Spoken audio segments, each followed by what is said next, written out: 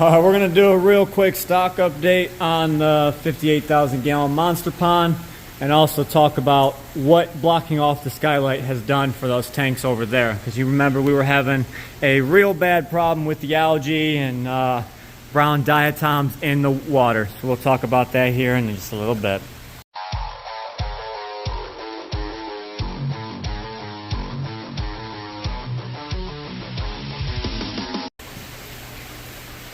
All right, so first up, our boy Brutus. He is coming up on the 4-year-old mark. In September, he will be 4 years old. He is over the 6 foot length. He is a big, girthy boy. He's definitely one of the largest in private collections in the United States. As you can see, he's got all that red, probably a little bit over halfway up his body. I do call him a him. I actually don't know about the sex on arapaima. Usually have to get that done through a lab test. There's no like physical traits that I know of that you can tell the sex on an arapaima. But we've had him for probably 3 years ourselves. We got him from Matt's Monster Fish. You guys remember the video? He came and dropped him off here, and he was right at the 2 foot mark. And we grew him out from 2 foot all the way up to 6 foot. And he lives in this 58,000 gallon pond. You can see 6 foot fish. Looks small in a 58,000. But moving on, we have the short body alligator gar. This one is over 4 foot long.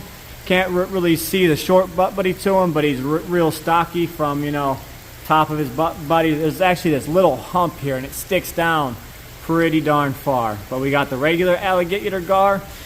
We also have these 2 platinum alligator gars. They are at the 3 foot mark.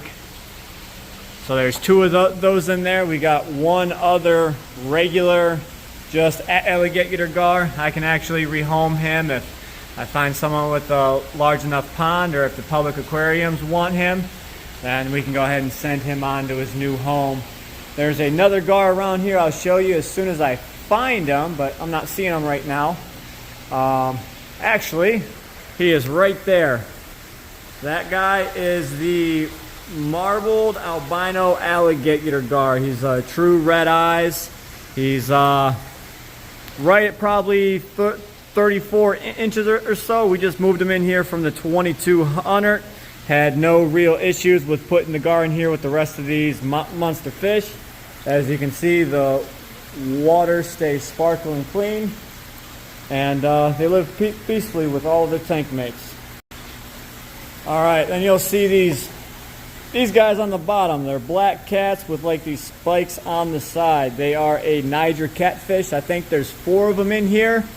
The largest one we put in here at 54 inches. They do a great job at cleaning the gravel on the bottom of the ponds and whatnot. But this is a reverse flow system. So the water actually gets pumped through the vault and comes up through the rocks. So the dirt should never settle into these rocks. It's not like under gravel where the water's being sucked through and then pumped out. It's reverse flow, so it's always pumping up and through. So the dirt should never settle. That's why we got the centipede in the center, and that's where the dirt gets sucked out maybe once a year. All right, here is a 4 foot long hybrid catfish. This is a tiger shovelnose redtail hybrid, and he's probably at the 50-pound mark. Probably about a year ago, we lost the larger one than this guy. Then he went on a real big growth spurt. So he is now the new alpha catfish in the tank. But there goes a regular tiger shovelnose there and there. There's only 2 in the tank. And then here goes the redtail. This is the largest one that we have. This is Big Bill. And Big Bill is actually a female. There's a couple redtails in here. I'd say probably 3 or so. 1, 2, maybe only 2. Maybe 3. They always hide back here. But that is what put them 2 together, and you get this big catfish right here. Now if you take that same tiger shovelnose like I showed you back there and you mix it with the marble cat, you can then get this catfish right here. It's a hybrid between a marble and a tiger shovelnose. They stay a lot smaller. The maybe get around 4 foot at max, but they got a much smaller mouth than, say, the redtail hybrids. You look at something like this, he can easily take down a 12-inch fish like it's nothing. All right, yes, we have 4 redtails in here, 2 back there, 1 under there, and 1 over here. But you know, you guys see all these monster fish, and you also see a bunch of smaller fish in here.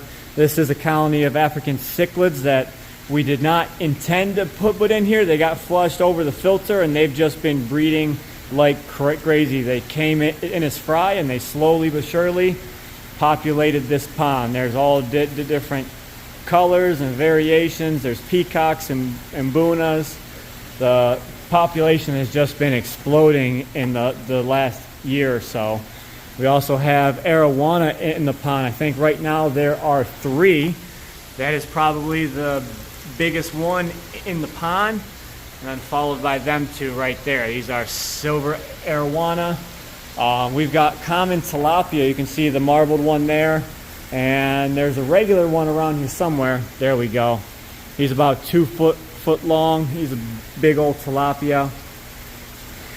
We have Albino Channel Cat in here. He's probably at the 30-inch mark or so. 2 30-inch or so iridescent sharks. And then you see these big submarine-looking things swimming around. Those are actual true Peruvian sharks. And there are actually 3 of them in here. And that's one of the fish that I think we're going to have the most problems with. They can get easily up to 6 foot long, and they've got a huge mouth. And they are one of the fastest things in this pond. So when you talk about true predators, the Peruvian shark for freshwater fish is probably up there in my top 5, because they've got the speed, the agility, and the size. They can just swallow anything. You see this albino guy down here, that is albino giant Grammy. We've had him for ages now. He lives out here in the pond. We used to have one that was bigger than him, a regular one, but that was Bert. He's no longer with us.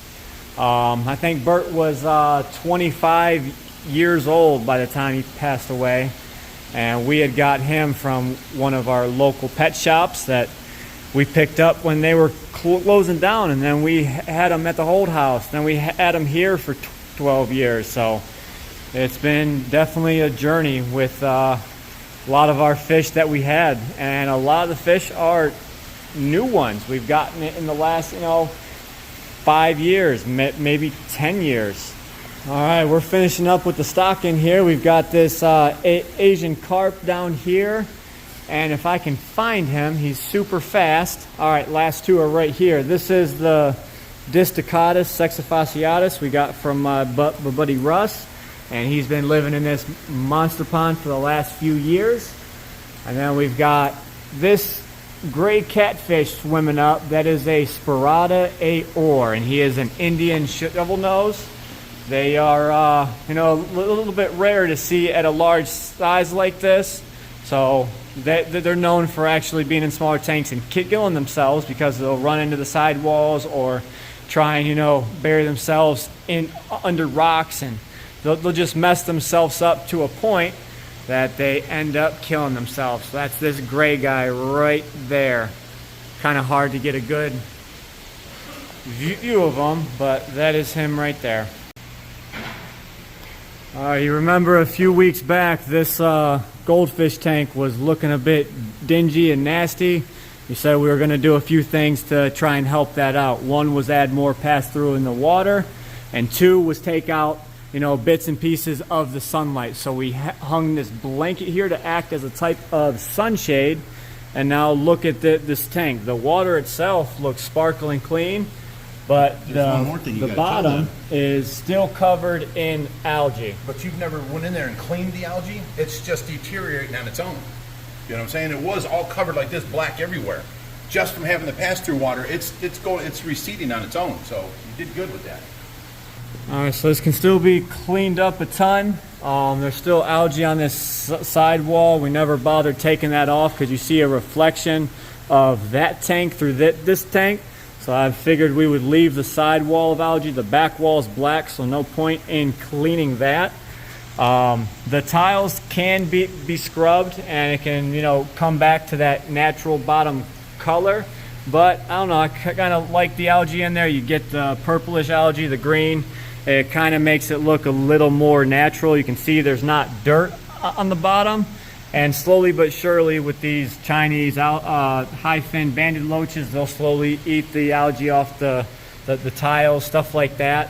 But as far as the water, it's looking 10 times better than it was. And same thing with this 500-gallon cube. You can remember the front glass was looking like that side glass there. I do need to get in here and clean the back panel because you see that tapestry behind it. That's the background for it. If I can clean the front and back, that would be much better, and leave the sides to block the view of the other tank. So with that skylight being done and had an impact like this, I'm going to go ahead and do the other 3, and then these tanks over here should have less of an algae problem as well. I don't know if you guys watched the live stream or not, but my dad told me about a problem with this 1,000-gallon tank here, and we kind of hit it with this magnet. Not sure how this is even possible or what happened here, but this came out one day and the glass is like this. So this is 2 pieces of glass that were bonded together. Not really sure how they do it, but we think that the glass is starting to pop apart, or the chemical they use to bond it is, you know, just past its life and it's starting to look like this.